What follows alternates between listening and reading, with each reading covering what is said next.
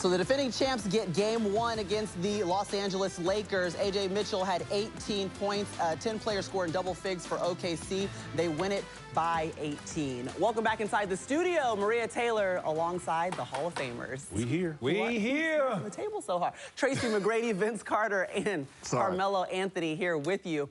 And OKC most certainly rolling. We talk about them showing up and showing out in waves, and it seemed like they got it done a lot with their depth. Chet Holmgren, remember, he had 18 points at halftime, and he was leading all scorers and really didn't stop there.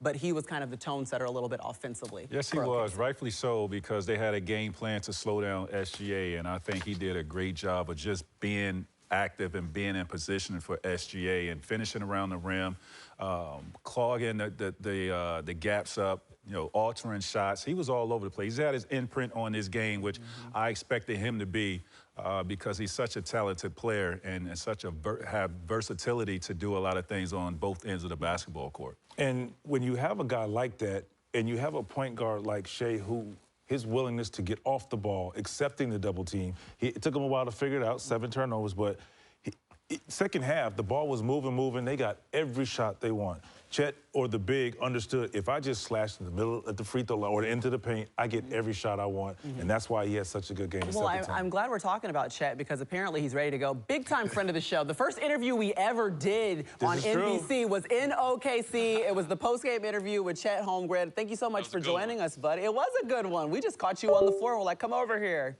Let's talk about you leading your team in scoring for the first time in your playoff career. Just walk me through what was working for you offensively. Just keeping it simple, reading the game and what it was giving me. You know, they were showing a lot of aggressive coverages to Shea, and he did a great job of making the right play, getting off it early. So, you know, it was on us to be aggressive and make plays out of that. Check this, T-Mac. This obviously a game where you guys didn't have your high-power offense where you're putting up a lot of points. Talk to us about if there was somebody watching you guys for the first time, what would you tell them about OKC basketball? Where do I start? You know, we're a fun team. We love to play together, and you know, we try to have each other's back out there and trust each other to make the right play, and you know, trust what happens from there. And then you know, we kind of like to be physical on defense, climb up in you, make you uncomfortable, and we saw some of that tonight. You know, we'll see some more shots go down, you know, as we kind of get our legs back under us, but we got the job done. Chet, VC here. For you individually, what did you want to accomplish tonight for your team? Yeah, just be aggressive on both ends. You know, be aggressive on the glass, be aggressive with my touches. I feel like I did a good job of that. You know, I think I had 20-something on mostly bunnies, missed all my middies. But, you know, when those start going down, you know, it's going to be a good day. So just got to trust the work and, you know, keep being aggressive, keep taking them. Chet, with J-Dub about your role expands. That means more touches, more responsibility, more attention from defense. Like, how do you balance staying aggressive offensively while still anchoring the defense in the way that OKC won? Yeah, I think same thing as what I said when I first got on the interview, just, you know, reading the game. You know, over the course of a game, if you work hard, be aggressive to get open and, you know, find opportunities, the game's going to give you opportunities. We saw that tonight, and you just got to be aggressive when it comes out to you. You know, I don't think too much has to change no matter who's in and out of the lineup. We saw it a lot this year. We just have to keep playing our brand of basketball. Love it. Chet, when you were growing up in Minnesota, did you ever imagine that you'd be in a playoff series against LeBron James and the Lakers at some point in your professional career? Maybe with him coaching or something. I don't know, but you know, that was a long time ago, and he's still at it. So you know, it's fun.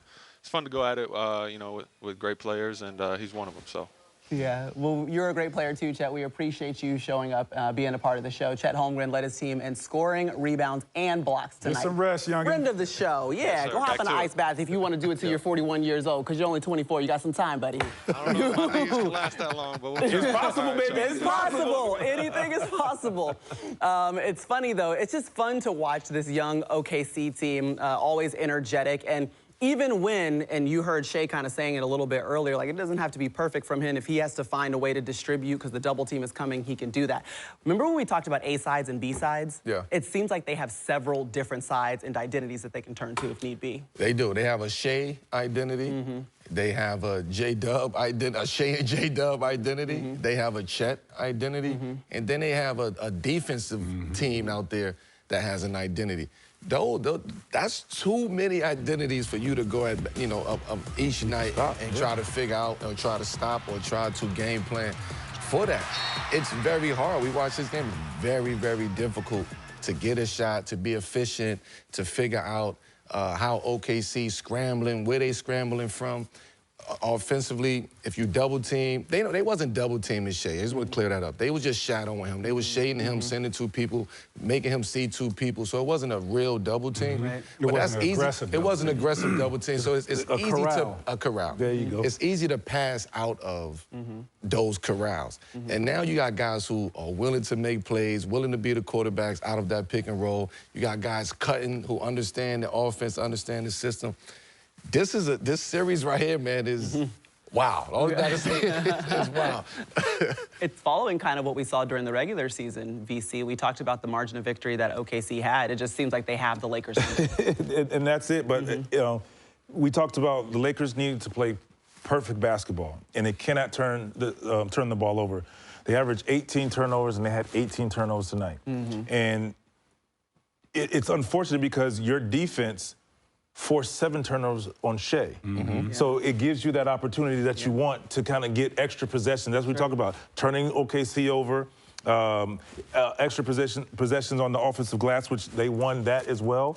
And you just don't have enough because they find, you don't have the scoring. But then OKC, like you said, they have multiple ways to score. And once their defense, well, their offense figured it out, they got all the shots they wanted. And then their defense stepped up, which now got them transition shots. So like OKC is you have to play perfect to beat this team. It's just they're just such a superior team, and you know, they could go deep in their roster. And I told you, like, guys coming off their bench and the starters get their rest, there's no drop off. So they played 10 people today. They played 10 players scored in double figures. There's no drop off in energy, attention to detail, and how they want to play.